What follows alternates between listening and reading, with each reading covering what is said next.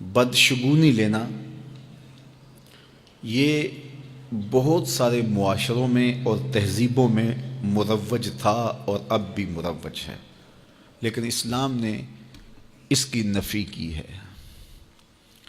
بدشگونی کیا ہے؟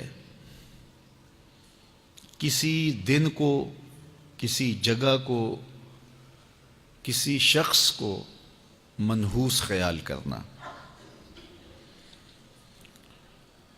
بعض لوگ جانوروں کے بولنے سے بدشگونی لیتے ہیں کہ الو بول پڑا ہے تو یہ کام ہم نے نہیں کرنا، بلی نے راستہ کاٹ دیا ہے تو یہ کام ہم نے نہیں کرنا۔ اسی طرح بعض اشخاص کو منحوس خیال کیا جاتا ہے کہ بعض لوگ منحوس ہیں۔ عموماً بعض خاندانوں کے اندر کسی عورت کو منحوس خیال کر لیا جاتا ہے اور پورے خاندان کے لوگ اس کے بارے میں یہ رائے قائم کر لیتے ہیں کہ یہ منحوسہ ہے، اور یہ اگر صبح صبح اس سے ملاقات ہو گئی تو پھر سارا دن خراب گزرے گا۔ تو یہ ایک تصور ہے بدشگونی کا جو ہماری معاشرت کے اندر پایا جاتا ہے۔ جاہلیت کے زمانے میں یہ ساری چیزیں موجود تھیں۔ آقا کریم علیہ السلام تشریف لائے تو آقا کریم علیہ السلام نے ان ساری چیزوں کی نفی کی اور اللہ پر توکل کرنا، اللہ پر بھروسہ کرنا سکھایا۔ علماء کی صحبت میں بیٹھنے والے لوگ کافی حد تک ان چیزوں سے بچے رہتے ہیں۔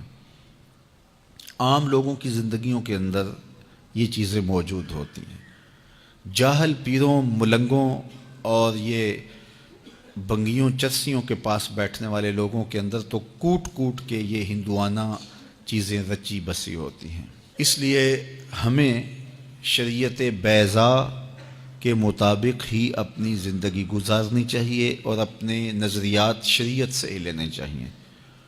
اہل علم کی صحبت میں بیٹھنے سے نور ملتا ہے اور حقیقی رستہ نصیب ہوتا ہے۔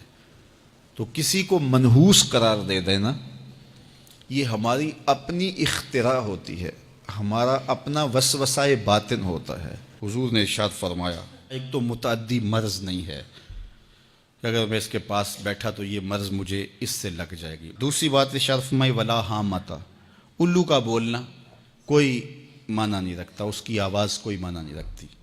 تیسری بات فرمائی اور نہ ہی ستاروں کی کوئی تاثیر ہے کہ فلاں ستارے کا یہ اثر ہے۔ اقبال کہتا ہے یہ ستارے میری قسمت پر کیسے اثر انداز ہوں گے جو خود افلاک میں زار و زبوں گھوم رہے ہیں۔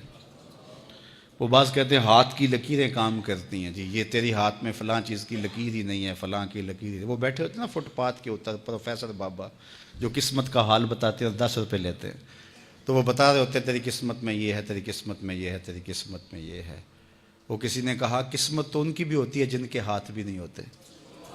تو یہ لکیروں میں قسمت کو تلاش نہیں کیا جا سکتا۔ جب بچہ شکم مادر میں 120 دن کا ہوتا ہے، صحیح حدیث میں آتا ہے، فرشتہ اس کی عمر بھی لکھ جاتا ہے، اس کا رزق بھی لکھ جاتا ہے، اس کا شقی و سعید بھی ہونا لکھ جاتا ہے۔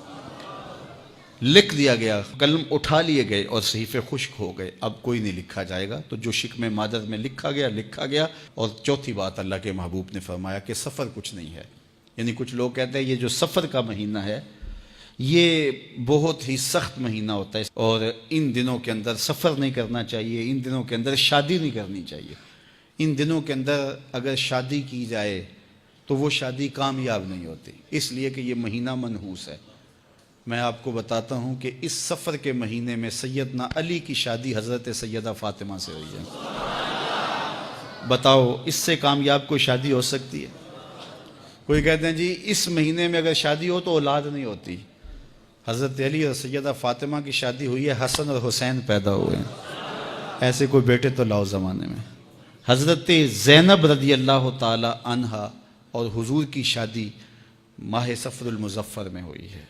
اس لیے ہمارے علماء اس کو خالی سفر کا مہینہ بولنے کے بجائے صفر الخیر یا صفر المظفر کے نام سے پکارتے ہیں، یعنی کامیابی کا مہینہ، خیر کا مہینہ۔ تو یہ محض لوگوں کی اختراعات ہیں۔ تو جس طرح باقی مہینوں میں شادی کرنے میں کوئی حرج نہیں، تو سفر کے مہینے میں بھی شادی کرنے میں کوئی حرج نہیں، آقا کریم نے فرمایا یہ بدشگونی لینا یہ شرک ہے، اللہ کے توکل کے منافی بات ہے۔ اس لیے جاہل لوگوں کا کام ہے کہ لوگوں کو اوہام میں وسوسوں میں مبتلا رکھیں، ضعیف الاعتقادی قائم رہے تاکہ کچھ لوگوں کا کام چلتا رہے، لیکن اللہ کے محبوب جو دین لے کر آئے اس میں اس کو علامت شرک بتایا گیا۔ یہ جو بدشگونی ہے یہ فرمایا تمہارے اندر کا وسوسہ ہے، اور جب کوئی بندہ اندر سے ضعیف الاعتقاد ہوتا ہے تو پھر یہ چیزیں اسے پیش آتی رہتی ہیں، اس کو یہ سمجھتا ہے ہاں اسی وجہ